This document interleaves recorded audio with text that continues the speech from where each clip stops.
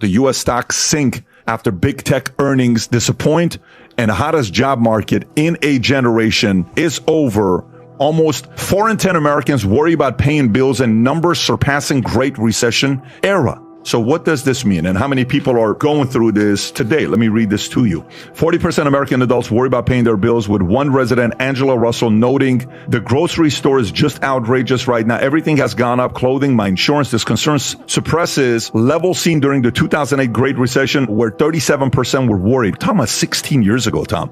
Total household debt in the U.S. reached a record $17.69 trillion, a 1.1% increase from the previous quarter. Moderating inflation doesn't mean prices are coming down. They just aren't going up as fast. More than a quarter of Americans have resorted to skipping meals due to high grocery costs, with 80% feeling a notable increase in prices. Many are spending 60% of their monthly income on essential expenses, indicating significant financial pressure despite the growing economy and low unemployment rates. Tom. So there's two things going on here, and we have been talking about it, and we've been encouraging people, hey, look, you know what? A side hustle, living conservatively, that's kind of the tools you have to fight against this. But it is not surprising that now the surveys are coming out. Everybody was ignoring it when we were talking about it. The news would be out there. Wall Street Journal talked about it. Barron's talked about it, that there is 1.1 to 1.2 trillion in credit cards, meaning there's people have less space on their credit card to, buy something for an emergency because they're adding to the credit card every month on groceries and things. Oh my gosh, if you're paying your power bill, your cable bill, and groceries on a credit card because you can't pay it at the end of the month, oh my gosh, no wonder that more than a quarter of Americans are saying, hey, we're going to skip a meal. We're not going to go out to dinner, whatever it is. Cereal for dinner. Let's try that. Yeah. Oh my gosh, ramen noodles, just like we're all in college again.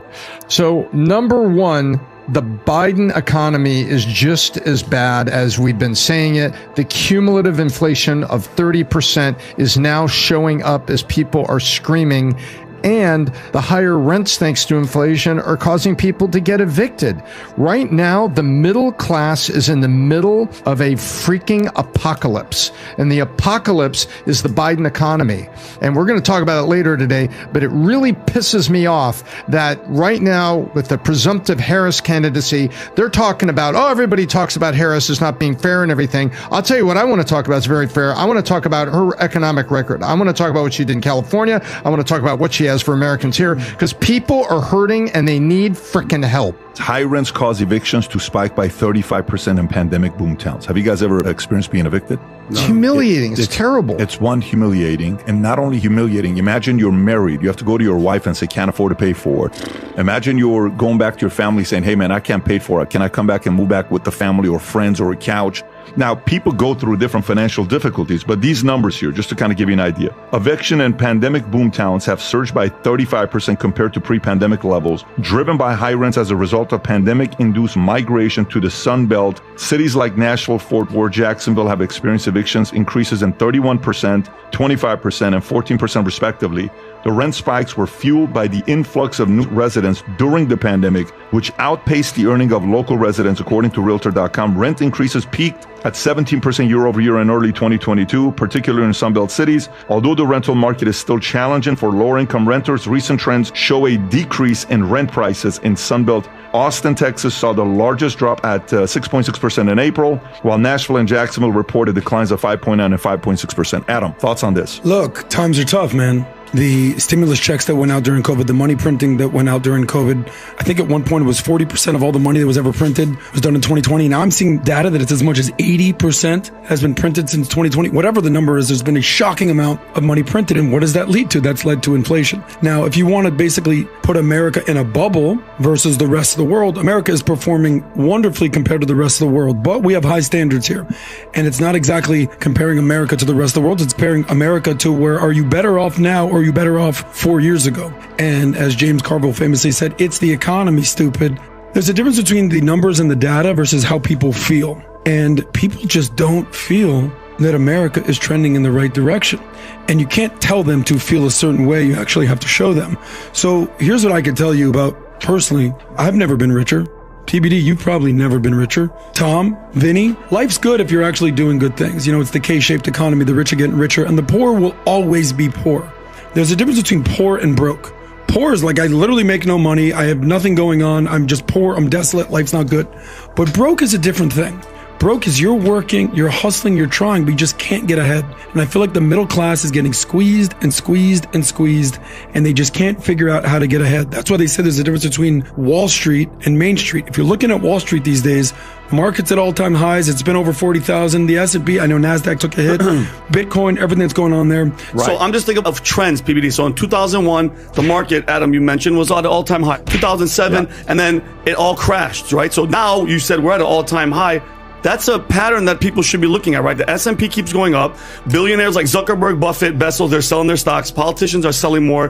1 in 3 households, like you guys said, are struggling to live, to cover expenses. Credit cards, all-time high. Commercial real estate's collapsing. Small banks are going bankrupt. Record CEOs stepping down. How long do you guys think that this is going to last until another one of those like crashes is going to happen? Because we said it with this administration, it feels like they're just hanging on so it doesn't happen under this regime. Right. So a couple things I want to give you guys feedback, because sometimes when you hear some of these stories, like I remember one time, I'm at a meeting, and at this meeting, the guy says, can you go on a 60-day diet from the news? 60-day diet from the news. Can you go on a 60-day diet from the news and radio? I said, okay, I'll try it out. That's the last time I ever listened to the radio. I've never listened to the radio since 2003, right? Can you go on a 60-day diet from listening to all the scary stuff that's going on and just kind of listening to some people that may be reasonable and they're talking across the board and it's optimistic about the future looking bright versus, oh my God, it's the end of the world coming here. Can you do that? Yeah, I can do that. Okay, see what happens to you. I had a friend of mine, a relative of mine, I told her, I said, listen, for whatever reason, you watch and follow every single one of the conspiracy theories that are out there. You follow all of them. Can I tell you something? What? You look miserable. Says, what do you mean? I said, I'm being serious with you. You look miserable. You look so unhappy. But what if it's true? And what if it's true? And what if it's this? And what if it's that? And what if it's that? I said, okay, no problem. Follow the news, stay paranoid, but be optimistic. But there is a balance of being so caught up in what's going on that you're just not a good husband, you're not a good friend, you're not a good brother, you're not a good wife, you're not a good employee, you're not a good leader. You are like so on the edge because it's like everybody's coming after you, right? It's tough to be around someone like that. If you're watching this, and yesterday one of the ladies said such a powerful thing. One of the main ladies, I won't say her name, she manages $1 trillion of Goldman Sachs's money. I mean, she's the brass, heavy. I asked her, I said, let me ask you a question. When families are creating wealth, what mistake do they make? And it was so interesting listening to what she said. Tom, I don't know if you remember her comments. She said, here's what happens. So sometimes when you first come to money, people will sit there and they'll say, yeah, I want to go growth and I want to put my money in the stock market and I'm good with this money being in growth for the next 20, 30 years. And you do, and then a massive crisis takes place, then they choose to take their money out of the stock market because they're afraid. Then John turns around and says, during the pandemic, when the Dow went down to 18,000 from 36, whatever the number was, 2 of my clients took all their money out. Like, let me explain to you what happened during that time. You pretty much could have gone from $100 million to $50 million in a span of 90 days on paper. But if you go from 100 to $50 million and you all of a sudden said, man, this is going to get worse. You take your 50 out. You know what happened 90 days later?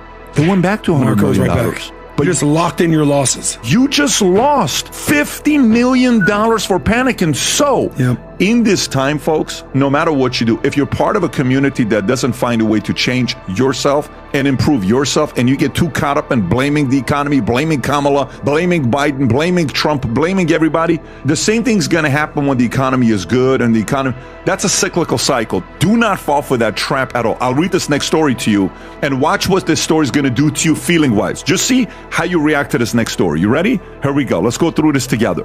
Majority of people now say it's impossible to achieve the American dream.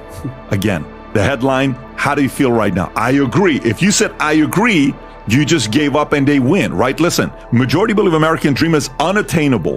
A Newsweek poll reveals that 54% of Americans think it's increasingly difficult to achieve middle-class status. Among millennials, 57% find the middle class unachievable, followed by 59% of Gen Xers, 48% of Gen Zs, and 51% of baby boomers. This perception is reinforced by who? Not an expert, by a TikTok user who said, I cannot afford to live anywhere alone despite earning 3 times the federal minimum wage. Changing economic realities, the middle class in the U.S. have been shrinking with Pew Research noticing a decline from 61% of households in 1971 to 51% in 2023. And Vivian, a former Wall Street employee known as Your Rich BFF on TikTok, highlighted that the traditional American dream is outdated, stating, "We cannot use the same playbook our parents gave us to live life today. The shift toward lower paying service jobs and automation has exacerbated this trend." Tom, your thoughts? I got a lot of thoughts on this, but I want to hear yours first. So whenever I see American dream, I always say to people, what do you mean by that?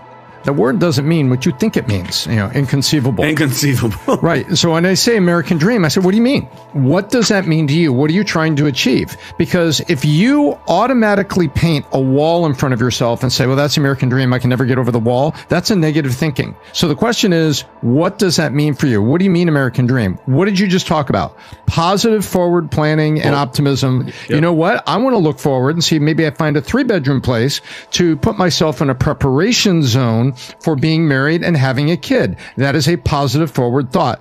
But in the American dream, well, I can't do the American dream. Maybe it's, I don't know if I'm going to be able to do what my parents did, have 2 kids before they were 30 years old, me being one of them, right? Mm-hmm. And bought a house in the suburbs. Well, maybe you're not going to be able to do that. Why? The suburbs are different. The cities are different. They're being rebuilt. Housing is in a different place. So when I hear this, I say, what do you mean? What is the American dream? It's the American dream for you. So how do you improve yourself? How do you optimistically prepare forward? And yes, there are things like inflation that if you sit there like a frog boiled in the pot, you look around and go, oh my gosh, I can't afford this. That's very true. And you should proactively evaluate the leaders you vote for and vote for the people you think are going to make it better. Meanwhile, back to you, where do you go? So when I look at the American dream, it's what are people defining as the American dream? If it's living like your great grandparents did, coming home from World War II, doing this, and this, or living like your parents did in the 70s, live in the suburbs and do this, and this. No, it's going to be different. It's a different generation. It's a different time in America. I think you have to positively set up what is your own dream and what is your vision for your career and how to find side hustles and do things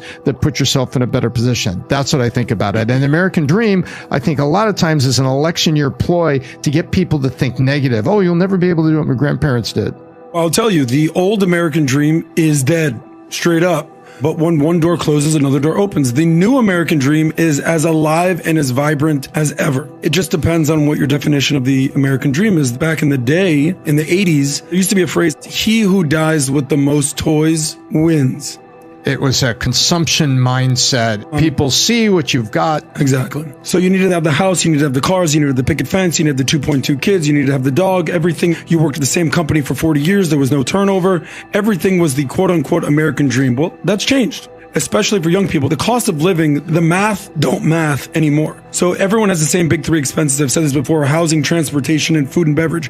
If you just do what everyone has always done and just have your house, have your mortgage, have your car, have your car payment, go out, eat once a week, buy lunch, food and beverage, the math doesn't add up. You will be broke. So you have to do something differently. The whole name of these games today is having financial freedom. That's all it is. Whether you want to move, whether you want to work remote, whether you want to take a job elsewhere, whether you want to get married, whether you want to have kids, that's up to you. And then that's the money side of things.